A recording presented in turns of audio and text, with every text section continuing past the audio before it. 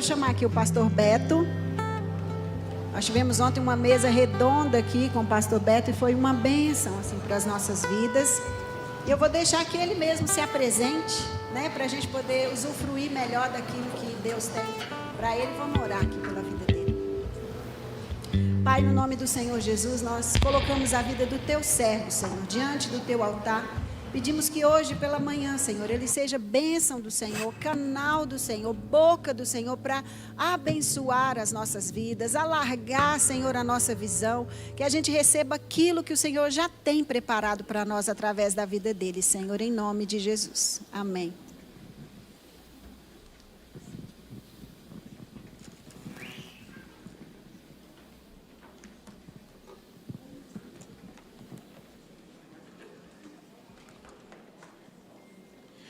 Bom dia, irmãos queridos, que a graça e a paz de Jesus estejam e continuem sobre todos nós. Quero primeiro agradecer imensamente o convite da pastora Raica, do pastor Marley, do pastor Cezinha, turma joia demais, né, que me deu a honra e o privilégio de conhecer essa comunidade, essa parte do corpo de Cristo. Fui muito bem tratado, muito bem recebido. O pastor Marquinhos que me pegou lá, obrigado, pastor. Foi realmente um tempo muito precioso e me sinto muito em casa. Me sinto muito em casa num culto de missões, onde é apresentado todo o envolvimento da igreja com a obra missionária, porque para mim não existe igreja que não seja missionária. No meu entendimento, o corpo de Cristo é a continuidade do ministério de Jesus. Então, a igreja que não é missionária, para mim, ela não é igreja. Pode ser que seja um dia, mas está caminhando nessa direção. Então eu me sinto muito à vontade e privilegiado de estar aqui. E ao mesmo tempo, me sinto pressionado, fico tenso. E aí eu orava assim, o que eu vou compartilhar com os irmãos? Eu estou muito acostumado em pregar em conferências e em lugares pouco envolvidos com missões. É mais comum a gente ter, infelizmente, poucos lugares envolvidos com missões do que lugares muito envolvidos. Então, é sempre um desafio. E eu perguntei, Jesus, e gastei a tarde de ontem, foi muito boa a minha tarde com Jesus ontem no hotel, perguntando, Senhor, o que o Senhor quer falar nesta manhã, numa comunidade que é teu corpo, que já flui cumprindo aquilo que o Senhor pediu. O que o Senhor tem para compartilhar, né? E o que pela graça e pela misericórdia, o Senhor pode me usar para trazer nessa manhã, num culto de missões, num culto que acontece de 6 em 6 meses, nesse momento, onde a igreja é convocada a continuar, há mais de 20 anos, como foi dito aqui, a seguir adorando o Senhor, sendo uma parte ativa para que a grande comissão seja completa. E orando, eu entendi que era um tempo de falar sobre serviço. E talvez no início não faça muito sentido, mas eu espero que faça, porque eu entendi mesmo no Senhor que era isso. Então, eu queria te convidar a abrir 2 Coríntios, capítulo 5. Vamos transcorrer um pouquinho nesse texto base e vamos enveredar por outros textos. Se você tem uma Bíblia de papel, mantenha ela aberta. Eu sou uma pessoa que não confio muito no que eu falo. Então, eu falo muitos versículos bíblicos. Então, você vai manejar bastante a Bíblia aí, porque eu confio mesmo na palavra e não no que eu falo. Então, vamos lá, 2 Coríntios, capítulo 5, a partir do verso 5. Eu vou ler na versão NVI, você fica à vontade de acompanhar na versão que você está acostumado. O texto diz assim, portanto, temos sempre confiança e sabemos que, enquanto estamos no corpo, estamos longe do Senhor, porque vivemos por fé e não pelo que vemos. Temos, pois, confiança e preferimos estar ausentes do corpo e habitar com o Senhor, porque temos o propósito de lhe agradar, quer estejamos no corpo, quer o deixemos. Só até aí, o verso 9. Pai, mais uma vez eu me coloco aqui diante de Ti, consciente da minha fraqueza e da minha grande possibilidade de atrapalhar o que o Senhor tem para falar. Eu quero te pedir especificamente sobre mim, que o Senhor me esconda e me livre da minha arrogância e do meu costume de manejar a palavra. Pai, em nome de Jesus, que aqui não seja um automático daquilo que eu estou acostumado. Eu quero apenas ser um alto-falante daquilo que o Senhor quer trazer para este grupo nesta manhã.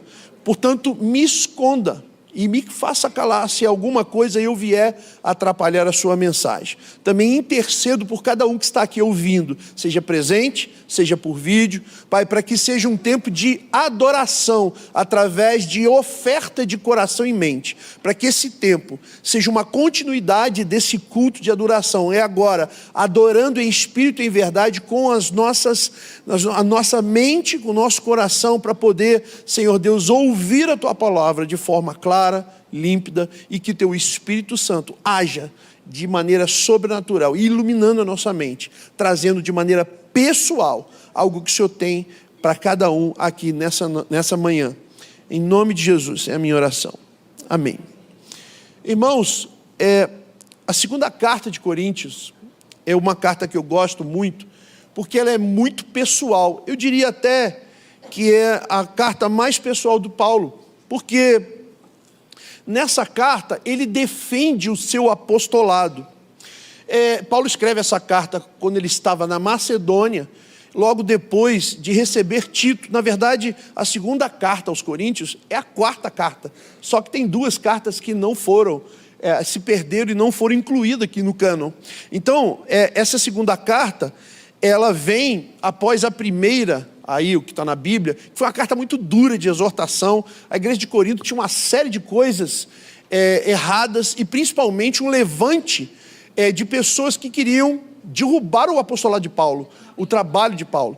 Então a primeira carta de Coríntios foi uma carta de confronto duro, e incrivelmente a igreja de Coríntios não reagiu bem a esse confronto de Paulo. Paulo se entristece muito, e ele manda Tito para ir lá tentar pessoalmente trabalhar aqueles problemas que os coríntios tinham.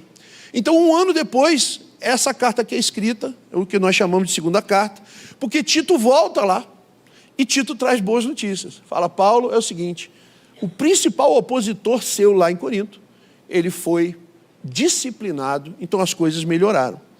Mas ainda havia uma questão que pairava sobre os coríntios, que eles não consideravam Paulo um apóstolo legítimo, porque eles achavam que Paulo era muito fraco, sofria muito. Isso não combinava com o apostolado, com alguém com a figura de apóstolo sofrer demais. Então, nós vemos Paulo escrever essa carta, uma carta muito pessoal, rasgando o coração. E ele quer mostrar aos coríntios o seguinte: o meu sofrimento mostra o quanto Deus me separou e quanto eu estou disposto a pagar com o meu corpo a missão, o trabalho que Jesus me confiou. Por isso que eu gosto muito dessa carta. E esse texto mostra que o tema central dessa carta é exatamente isso: o relacionamento entre o sofrimento, através do poder do Espírito Santo, para se cumprir o serviço ministerial. O tema é muito interessante, porque, de certa forma, nós, a Igreja de Cristo, a partir de um determinado tempo, começamos a tirar as dificuldades de servir a Cristo da nossa vida cristã. E associamos um conforto na terra ou facilidades da terra a ser abençoado. Essa teologia é danosa e nos fez, com um grande tempo, uma grande parte, ser uma igreja iníqua, que realmente fez pouca diferença em muitos lugares. E eu queria, nessa manhã, especificamente compartilhar sobre o serviço cristão. Paulo diz aqui que ele mostra a realidade que viver no corpo pecaminoso, dessa luta que travaremos até o dia que ele nos chamar, o Senhor chamar a presença dele, viver nesse corpo, de certa forma, impede que a gente tenha uma plenitude do relacionamento com Cristo. E ele fala da luta que a gente trava, porque tudo que vemos, tudo que está à nossa volta, ele é contrário àquilo que o Espírito gera para que façamos, que é a vontade do Senhor. Por isso nós vivemos pela fé e não pela demanda, não pela necessidade. É isso que esse texto está dizendo. E ele também vai aqui, perto do verso 9, vai concluir dizendo, que mostra também que um cristão dentro da vida cristã, dentro do coração cristão, por causa da fé, precisa haver o desejo de chegar a hora de se livrar do corpo e habitar nessa plenitude do relacionamento com Cristo. E ele fecha aqui dizendo, nosso propósito é agradar a Cristo, mesmo que estejamos ainda nesse corpo. O problema, irmãos, é entender o que Paulo está dizendo com agradar a Cristo, ainda que estejamos nesse corpo que milita contra isso. O que é agradar a Cristo? E aí eu vou te levar a abrir Hebreus, versículo 9, o capítulo 9, versículo 14, e depois de Hebreus 9, 14, eu vou para Tito 2, 14. Então, vamos lá. Hebreus 9, 14. O texto diz assim, quanto mais, então, o sangue de Cristo, que pelo Espírito Eterno se ofereceu de forma imaculada a Deus, purificará a nossa consciência de atos que levam à morte, de modo que sirvamos ao Deus vivo. Só até aí, o verso 14 de Hebreus 9. Aí vamos para Tito, capítulo 2, versículo 14. E o texto de Tito 2, 14 diz assim, ele se entregou por nós, a fim de nos remir de toda maldade e purificar para si mesmo um povo particularmente seu, dedicado à prática de boas obras. Irmãos, nesses dois textos, o que é mostrado aqui, que a obra de Cristo, ela é feita nos purificando para viver para Ele. Cristo nos liberta da prisão do pecado, nos purifica para viver para Ele. E é interessante que por isso, se realmente fomos transformados pelo sangue de Cristo, por crer em Cristo, nossa vida precisa ser uma vida de serviço generoso a Ele. Porque, irmãos, generosidade é uma profecia. Por que generosidade é uma profecia? Porque ela está diretamente ligada ao quanto nós queremos participar daquilo aqui na terra que Deus está fazendo, que Deus está realizando. Por isso, o serviço generoso daquele que foi purificado, o serviço para Cristo, ele é uma profecia. Porque nós vivemos não pela demanda, mas pelo aquilo que Deus está realizando. Porque todo o serviço do cristão, ele se dá a partir do que Cristo está realizando. Porque a história da Bíblia é uma só. A história da Bíblia é Deus redimindo o seu povo, as suas coisas para si próprio, do início até o fim. E uma história que tem, inclusive, o final. Apocalipse 5:9, Apocalipse 7:9 já descreve que isso irá acontecer.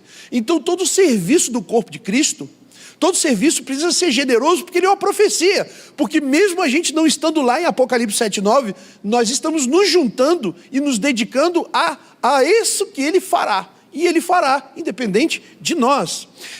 Vou pegar um exemplo aqui simples que todos conhecem. João capítulo 12, aquele texto onde Maria unge Jesus. João 12, de 1 a 3. O texto que diz que 6 dias antes da Páscoa, Jesus chegou em Betânia, casa dos seus amigos, Lázaro, Marta e Maria. E ali prepararam um jantar. E então Marta servia ali, enquanto Lázaro estava à mesa com Jesus. Maria chega então, pega um frasco de um perfume muito caro e derrama aos pés do Senhor, enxuga ali os pés dele com os seus cabelos, e a casa toda, o texto diz que se enche com a fragrância. Você observa que nessa passagem, Maria, ela foi generosa com Jesus, porque ela se ajoelha, ela derrama aquele perfume. Talvez ela estivesse guardando para o dia do seu casamento, talvez era algo muito especial que ela estivesse ajuntando, e ela entende que era o momento dela adorar generosamente, e ela faz isso profetizando, porque Jesus já tinha anunciado que ele morreria e entregaria a sua vida, mas naquele momento, quando Maria unge Jesus, generosamente ela profetiza aquilo que iria acontecer, ela se junta ao que Jesus ia realizar. Irmãos, a gente crê muito, e eu sei que vocês todos estão aqui, e a Igreja de Cristo se ajunta, porque sabe que temos algo juntos para fazer. nós não estamos juntos no corpo de Cristo para sermos moralmente melhores. A obra do Senhor não é nessa terra, a obra do Senhor é na eternidade. E eu sei que você sabe que Deus nos ajuntou aqui, nos ajuntou em outras igrejas e ajunta o seu povo para um propósito. Ele quer que a gente se junte a Ele e sirva nas boas obras dEle. E esse é algo que eu tenho refletido demais. Porque, irmãos, se você realmente tem estado ligado na nossa geração, você vai perceber que os sinais de Mateus, capítulo 24, todos eles já estão se cumprindo. Você vê que Jesus estava lá no templo com os discípulos, no final de Mateus 23, e eles se admiram. O templo.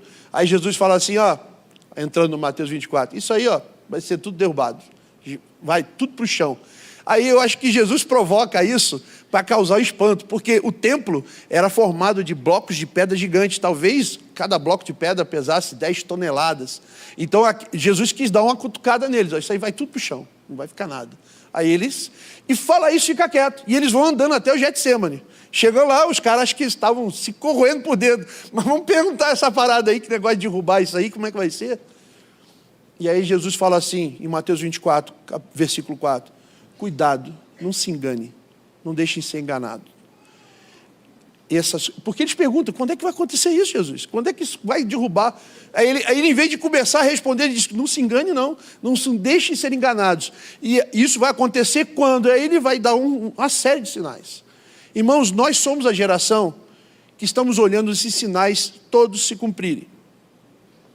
E nós, discernindo isso, nós precisamos ser uma igreja que vai arregaçar as mangas e com generosidade vai se juntar ao que Ele está fazendo. Nós só temos Mateus 24,14 que falta se cumprir. Que esse evangelho do reino será pregado em todas as etnias, então virá o fim. Apenas isso que falta nessa geração. E é isso que nos reúne num culto de missões. Porque missão é o que Deus está fazendo. E missões é aquilo que o corpo dele é a continuidade de Jesus, que é o que a igreja faz. A igreja só existe para isso, completar a tarefa. Jesus nos dá essa convocação, nos inclui em algo que nós não podemos fazer sozinhos, mas pela bondade do Senhor, que é um Deus misericordioso, Ele nos inclui no que Ele está fazendo. Então, o tempo da nossa geração é o tempo de olhar para o serviço, que é a marca do cristão, o serviço que nos ajunta, uma convocação a servir de maneira generosa. E eu queria falar isso nessa manhã aqui, porque eu sei que vocês são uma igreja missionária, que tem fidelidade no compromisso financeiro, mas é tempo de chamar a sua atenção para você ir além. Não só ofertar, mas é tempo da igreja se levantar em generosidade de serviços. O que está para acontecer, os sinais de Jesus das portas, vai nos levar a nos comprometer de maneira mais intensa. E aí, não só fazer parte, mas aí sim, talvez alguns de nós, ou muitos de nós, precisarão se levantar com serviços específicos para que a noiva termine de ser adornada e limpa. Porque Jesus não é um pedófilo, não vai vir buscar uma igreja imatura, criança. Jesus vai vir buscar uma noiva madura. E esse é o momento da gente entender, olhar para isso, como uma igreja que precisa acelerar a maturidade, que precisa acelerar, para que Jesus nos receba, nos busque. Uma das coisas é o comprometimento com os povos não alcançados, que é a tarefa remanescente. Ontem eu brinquei aqui, eu brinquei do DeLorean, né, do De Volta para o Futuro, né? Se a gente pegasse Paulo, né, no DeLorean, o doutor Marty McFly ia lá, pegasse Paulo, trouxesse para cá, aí apóstolo Paulo aqui, Paulão, bem-vindo. Aí ele ia falar assim, vem cá, que ano que nós estamos aí, né? 2023. 2023? Vocês são a igreja desse tamanho? Terminaram de evangelizar o mundo, né? Aí eu brinquei, eu ia chamar o pastor Cezinho, o pastor Marley, responde isso aí que me deu uma dor de barriga. Eu não sei responder para Paulo. Por que nós não terminamos a evangelização do mundo? Eu não sei. Nós temos mais de 1000 igrejas por povo não alcançado hoje no mundo. Nós temos dinheiro, nós temos gente, nós temos teologia, nós temos tecnologia. E o que falta? Nós precisamos ser a geração que vai chamar para si essa responsabilidade, com maturidade. E aí entra a generosidade no serviço, que é profético. Porque se eu falo, Maranata, vem Jesus e eu quero que você venha, eu não tenho escolha, senão que o meu serviço profetize isso, com generosidade. E aí, irmãos, essa parede, ela precisa ficar sem lugar de pessoas que vão dizer, eu vou também. Não só enviar dinheiro, talvez não haja espaço para preencher aqui. Talvez um comprometimento mais sério da sua vida, os talentos que você tem, os recursos intelectuais. Eu penso que esse é o chamado para a nossa geração. Eu penso que é aqui que começa o avivamento, que a gente tanto espera para que Jesus volte. Quando se levantar um serviço generoso, profético, e eu falo profético que está se juntando ao que ele está fazendo. Não é um eis que te digo, entende? Porque às vezes o profético é mal entendido. O profético é você entender o que Deus está fazendo e ferir a terra em alinhamento ao que Deus está fazendo. E é tempo da nossa igreja, a igreja de Cristo, se levantar discernindo o tempo, em maturidade, deixar as distrações de lado. Irmãos, nós estamos distraídos demais.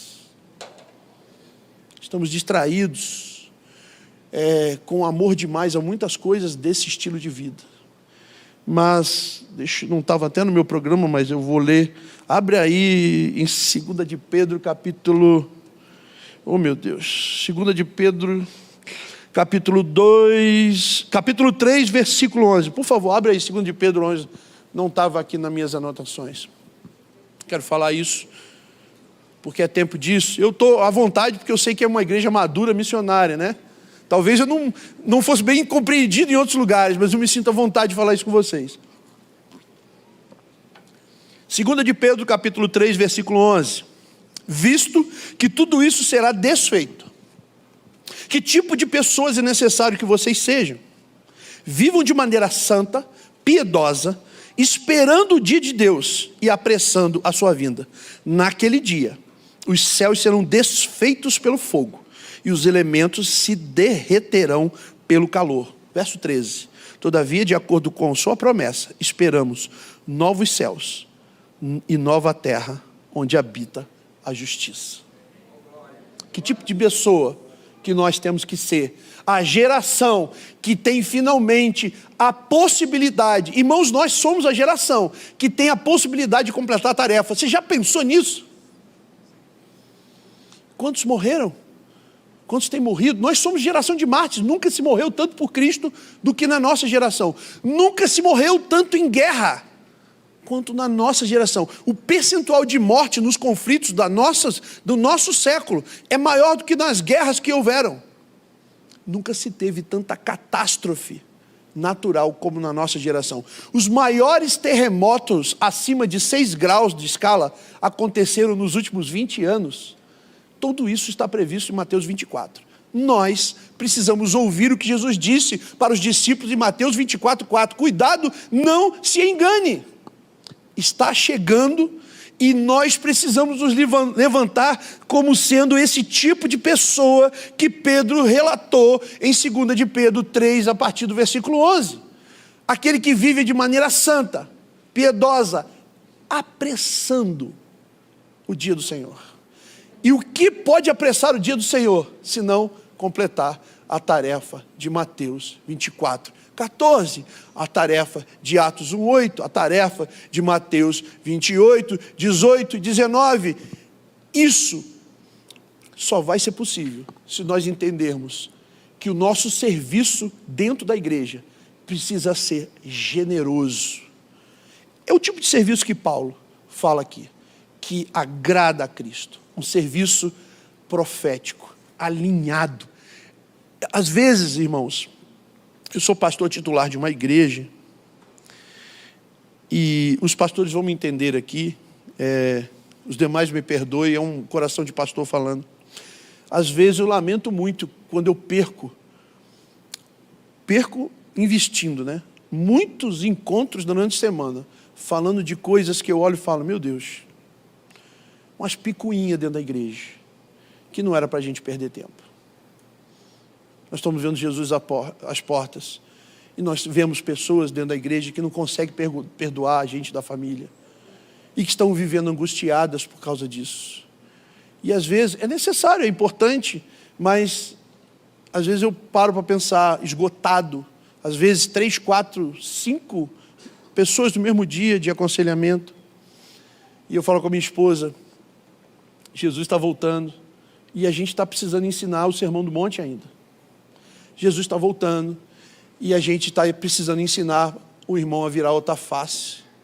Jesus está voltando, ainda tem muita gente viva que se ofende, que não entendeu que a igreja não é um hospital, é um necrotério, porque a mensagem do Evangelho mata, não melhora, porque o homem não tem como ser melhorado, ele só tem uma solução, morrer e nascer do Espírito, porque morto não se ofende, então tem muita gente viva se ofendendo, mas a palavra diz que ele vai vir como um relâmpago. Por isso que nesse domingo de missões, eu quero dividir algo que tem queimado meu coração aqui. Nós precisamos ser aqueles que farão um serviço generoso, profético, que agrada ao Senhor. Essa é a marca da igreja madura. E vocês estão caminhando há muitos anos em maturidade, muito envolvidos. Mas, irmãos, eu vim aqui para dizer que é tempo de ir além. Eu sei que tem mais Barnabés e Paulo sentados nessas cadeiras. Eu sei que tem mais Estevão sentado nessas cadeiras. Eu sei que tem mais. E eu vim aqui para dizer que é tempo de você dizer sim para o chamado do Senhor. E servir, não só dar dinheiro, não só orar, mas se levantar num serviço que é agradável ao Senhor. Eu quero te animar, vim aqui te animar isso. Porque eu, irmãos, estou doido para que Jesus volte. E eu não quero deixar passar a minha geração. Eu tenho 54 anos. Talvez tenha mais uns 10 anos, assim, em bom estado físico. E eu vou te falar, eu vou gastar esse tempo que eu tenho, mas vou gastar com força. Porque eu não quero deixar para a próxima geração. Eu não posso deixar a oportunidade que a nossa geração tem de completar a tarefa. Eu tenho buscado nos ministérios que eu estou envolvido, os lugares difíceis onde o Evangelho não chegou.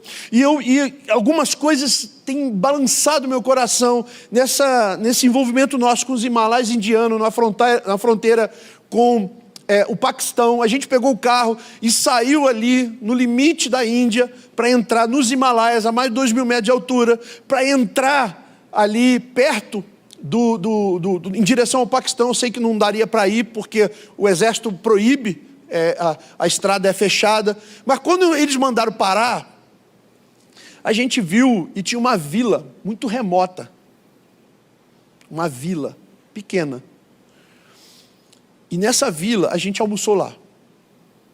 Eu mostrei ontem na imagem, e tinham 30 casas, né? Era um ajuntamento, uma rua só. Tinha uma mesquita lá. E aí a gente almoçou e o dono daquele, se é que pode chamar de restaurante, falou assim, é a primeira vez que vem um estrangeiro aqui. Nunca veio um estrangeiro aqui. Aquilo me deixou apavorado. Aí eu olhei, eu vi uma mesquita. Aí a nossa reflexão, até a minha esposa falou ontem no filme, falou, meu Deus, eles foram tão longe, tão difícil, por uma mentira, pregar uma mentira. E nós não iremos mais longe ainda para pregar a verdade? Cadê aqueles que o Senhor levantou para colocar os pés aqui e pregar, anunciar o ano aceitável de Jesus? Porque os islâmicos foram nos confins do mundo, por uma mentira. Em cada vila remota, e eu andei pelos Himalaias para atravessar de um lado por outro, você ia a 5.400 metros, tinha que levar oxigênio para você, por causa da dor de cabeça, por ar rarefeito, e a gente via pequenas vilas de 20 casas, e o meu coração vinha a pergunta do alto: quem, como e quando? Quem vai vir aqui? Como vai pregar? E quando virá? Porque para Mateus 24,14 se cumprir, alguém vai ter que pregar o evangelho lá. E é a nossa geração que ficou essa tarefa. É a nossa geração que vai precisar entender e chamar para si a responsabilidade de um serviço que agrada a Deus, um serviço profético, generoso, alinhado ao que Ele está fazendo. Porque a notícia que me entristece é saber que 50% das conversões do mundo muçulmano acontece pela aparição de Jesus em sonho. Isso me entristece. Porque era eu que deveria estar pregando para os muçulmanos, era você. E porque nós não estamos indo, porque essa tarefa foi dada a nós, o Senhor Jesus está tendo que aparecer em carne novamente para fazer o serviço que Ele nos deu. Isso me espanta, isso me entristece. Por isso a nossa geração, e eu quero te convocar nessa manhã isso, a você orar por isso e deixar o seu coração ser aquecido pela possibilidade de completar a tarefa de evangelização do mundo. Mas para isso, irmãos, nós precisaremos ser uma geração que corta as raízes. Uma geração que está disposta para largar tudo imediatamente. Uma geração que não vai olhar para trás, vai olhar só para a volta de Jesus. Isso só se a gente for uma geração de serviço generoso, que agrada ao Senhor, porque a generosidade é uma profecia, porque ela está alinhada ao que vai acontecer. Amém? Deixa eu ver aqui. Eu vou parar por aqui. E eu queria muito terminar essa palavra de hoje, te convidando a um tempo de oração. Eu queria te desafiar a orar por completar a tarefa. E orar, fazer uma oração perigosa. Que você ouse se perguntar: Senhor, aonde é que eu devo servir para que a tarefa seja completa? Mesmo que você seja uma pessoa bastante envolvida com a missão. Mesmo que você seja uma pessoa generosa em ofertar e contribuir para a missão. Mas talvez Deus queira te levantar como um Barnabé, como um Paulo. E talvez você já seja a pessoa que vai colocar os pés naquelas vilas que eu vi, ou em outros lugares que o Evangelho não chegou. Mas se você for corajoso, se você está discernindo isso, se você não está distraído, você vai ousar fazer essa oração. E vai dizer: eis-me aqui, envia-me a mim. Amém? Vamos ficar de pé, vamos terminar orando. É isso que eu queria compartilhar com os irmãos nessa manhã. E se você entendeu, ore aí a oração perigosa, esteja pronto a cortar as suas amarras, esteja pronto a perder, e acima de tudo, eu espero que você realmente esteja morto para esse mundo, e vivo no Espírito Santo. Pai Santo, obrigado, Pai, por estar aqui junto com esses irmãos queridos, nesse lugar que aquece nosso coração de ver, Pai, o compromisso com o Senhor, que acima de tudo, nós estamos ajuntados só para isso, para te adorar. Não há outra coisa a fazer senão nos juntar ao que o Senhor está fazendo. Não há outra atividade, não há outro motivo do Senhor nos manter vivos, senão para servir a tua causa. Deus, em nome de Jesus, eu quero te pedir para esse final dos tempos, que o Senhor derrame em nós um ardor por completar a tarefa. Deus, nós temos envolvidos com muitas causas missionárias, e nós queremos avançar nelas, mas, Pai, eu quero te pedir que o Senhor também faça queimar no nosso coração a causa de completar a tarefa. Pai, esses 3.100 povos de fronteira que nunca ouviram falar de Jesus, Que esse seja o alvo primeiro de nossas orações, conforme o Senhor ensinou em Lucas 10:2. É assim que os trabalhadores irão para essa seara, orando primeiro. Mas, Pai, eu quero, Pai, ousar te pedir que nessa manhã a gente ore como igreja, nos colocando como resposta dessa oração.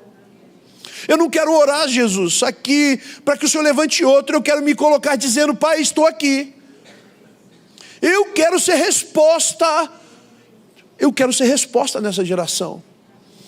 Eu quero ser aqueles que o Senhor separou para completar a tarefa. Pai, não nos livre, não nos deixe de fora dessa honrosa tarefa.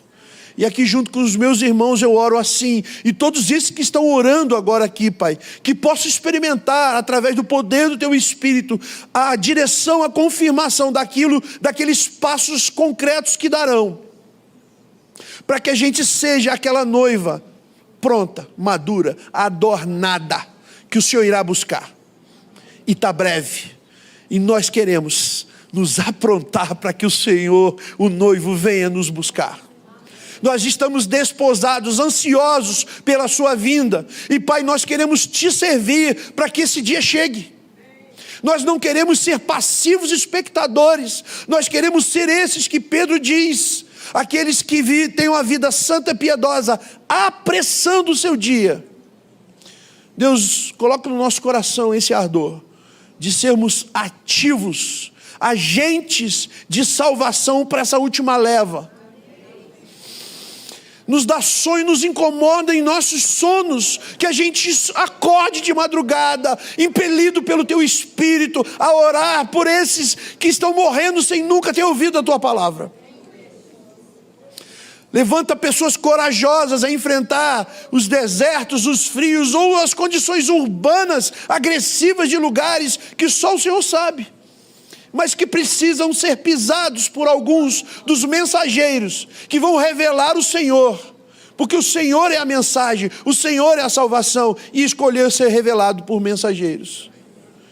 Pai, nos perdoa por estar obrigando o Senhor a se revelar novamente, por causa da nossa omissão. Nos perdoa. Nós não queremos ouvir mais notícias que o Senhor apareceu em carne para os muçulmanos nem para outros povos. Nós queremos ir.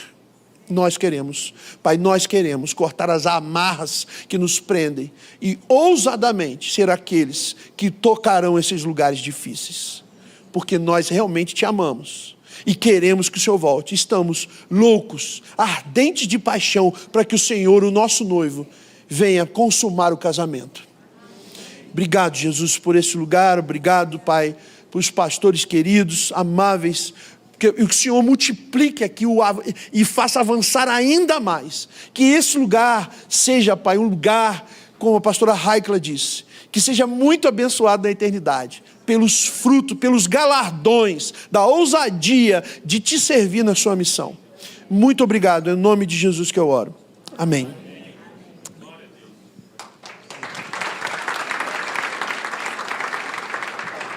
Meus irmãos, podem sentar, por favor. Nos anos 70, 80, até início dos anos 90, nós tínhamos muitos missionários e tínhamos poucos recursos. Hoje a gente percebe que os recursos aumentaram e os missionários diminuíram. A gente acostumou a fazer a tenda, colocar um ar-condicionado, um tapete, uma cobertura ecológica, e fomos nos adequando ali, achando aquele lugar muito confortável. Como Pedro do Monte, né? Não vamos descer daqui não, vamos ficar aqui, Jesus, aqui está bom demais. Está bom demais. E esse irmão, ele lidera uma frente missionária que chama PEM, Profissionais em Missões, e a gente tem até meio-dia aqui. Eu queria que ele pegasse esses 9 minutos para explicar para a gente sobre o Lar Café, porque assim, Deus tem levantado, né, nessa última leva, profissionais em missões, e eu creio que isso se encaixa bem dentro da nossa realidade aqui como comunidade. Muito bom, é uma boa oportunidade de falar de não novas estratégias, né? Porque Deus sempre dá estratégias, e deu para Paulo, quando ele precisou se contextualizar em Corinto, num ambiente grego, ele fez tenda para relacionamento. Os moráveis também fizeram trabalhos manuais por onde foram. E eu coordeno um departamento da Associação de Missões Transculturais do Brasil, chamado Profissionais em Empresa e Missão. O que é esse departamento? Irmãos, para alguns lugares fechados demais ao evangelho, não é possível você enviar um missionário em modelo tradicional, onde a igreja dá o sustento, planta ele lá e inicia um trabalho de evangelização. Não é possível, esses lugares não aceitam esse tipo de pessoa. E qual a estratégia que tem ganhado força aqui do nosso país, que não é nova na Bíblia, já tem na Bíblia, mas os estrangeiros usaram muito, e a gente tem começado a aprender sobre isso. É você pegar um profissional, por exemplo, a gente chama de fazedor de tenda, um médico, um cabeleireiro, um profissional de qualquer tipo, e ele conseguiu um emprego num lugar desse, num lugar fechado, para trabalhar e, através do seu trabalho, compartilhar o evangelho. A gente chama isso fazedor de tenda. O profissional, ele não foi lá ganhar mais. Ele foi lá para pregar o evangelho e ele vai trabalhar, vai desempenhar a carga horária, vai receber por isso, mas o objetivo dele é compartilhar o evangelho através da sua profissão. É o que a gente chama de fazedor de tenda. E o profissional que empreende, que abre uma empresa, a gente chama de negócio como missão, né? Ou seja, uma empresa aberta para pregar o evangelho. Por exemplo, eu tenho uma cafeteria, modelo, que eu comecei isso alguns anos atrás, há 7 anos atrás, e nós abrimos o ano passado essa cafeteria numa cidade nas montanhas dos Himalaias, por isso que eu vou lá. Essa cafeteria, ela é operada pelos missionários. Serve café, serve bolo, lanche, mas o objetivo é criar relacionamento com os clientes e provocar um momento de compartilhar o evangelho. E por que só foi possível na cafeteria? Porque a cidade é totalmente fechada ao evangelho.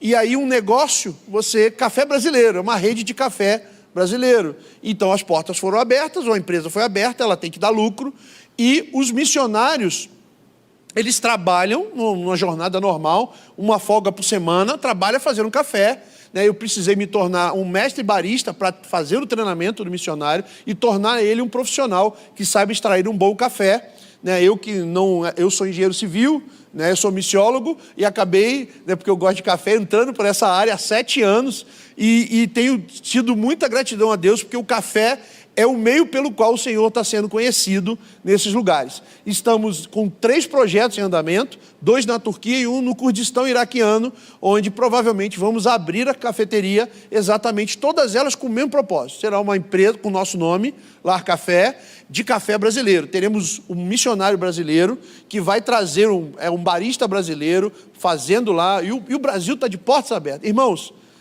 os americanos estão de portas fechadas. O Brasil está de portas abertas. Os americanos já entenderam e falaram, é hora da gente passar o bastão da liderança missionária para os brasileiros. Os americanos, tá? Porque a política americana tem fechado as portas para os americanos. Mas o brasileiro, ele é bem visto e aceito em todos os lugares.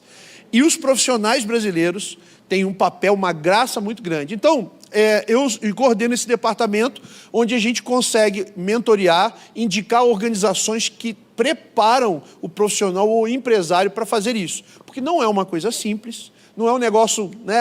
Beleza, vou abrir, vai ser tudo flor a cafeteria. Não, o trampo é pesado, mas muito pesado, porque você tem que trabalhar. Você tem que cumprir a jornada. E você ainda tem que ser eficiente ministerialmente.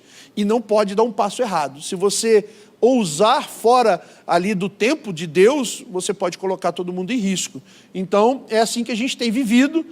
Hoje o Lar Café, a gente se isolou de todas as atividades ministeriais. A organização que eu presido chama Lar no Mundo, né? Dentro dela saem diversas atividades, uma delas são as cafeterias. Mas a gente se isolou porque não pode ter nenhuma mistura com nada religioso. Porque oficialmente está se tornando uma rede de cafeteria, né, de café brasileiro. Então não pode ter ligação nenhuma com a igreja, tem uma separação muito grande. Então é isso que a Raikla falou. Então a gente tem, assim, não é fácil, né, irmãos? Você tem que viajar, é mentorias, é videochamada, é treinamento sobre gestão de cafeteria, e caça onde tem um café melhor. O trabalho é muito grande. Aí você vai para um lugar, por exemplo, que não tem chocolate 50% para fazer um bolo, e você tem que adaptar, né? Mas, por exemplo, lá nos Himalaias a gente conseguiu fazer coxinha, pão de queijo já, bolos brasileiros, que a ideia é criar um ambiente brasileiro que seja atrativo, né? Mas não é simples, né? A minha esposa esteve comigo e a gente bate o supermercado, vê o que dá para adaptar e testa o bolo, vê o que a gente consegue de bolo brasileiro fazer nesses lugares. Não é simples, mas é um negócio que a gente vê que Deus tem dado graça. O evangelho tem avançado e numas vilas remotas, como eu citei, a cafeteria de lá levanta recursos para sustentar 2 obreiros locais com jipes para que eles acessem esses lugares remotos. Um deles é um lugar que ali a Bíblia não foi traduzida, é um povo não alcançado, sem tradução de Bíblia, e que em março desse ano, depois de 8 anos, se traduziu o livro de Ruth, a primeira porção, para a etnia Purig, para a língua Purig. E agora iniciou a tradução do livro de Lucas. Tudo isso, a cafeteria, o lucro da cafeteria está fazendo todo possível. Comprando jipe para os Himalaias, bote para os Himalaias, porque as estradas, às vezes, você anda 100 e poucos quilômetros, você leva 8, 10 horas para chegar nessas vilas, né, que não tem luz, que não tem nada, né, mas através do negócio é possível você acessar esses lugares. Então, apenas compartilhar isso aí, tá bom? É isso. Obrigado, gente.